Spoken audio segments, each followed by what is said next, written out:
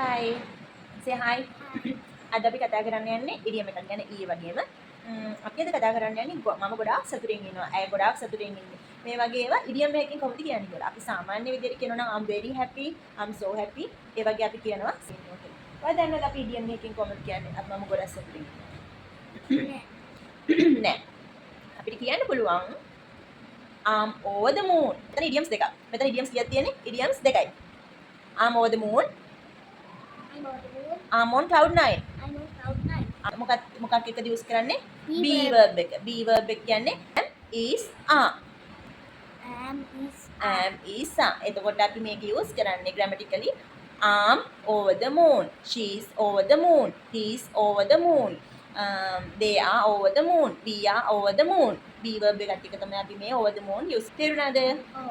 හරි. දැන් මට කියනවා සතුටින් ඉන්නවා කියලා කොහොමද කියන්නේ ඉඩියම් එකකින්?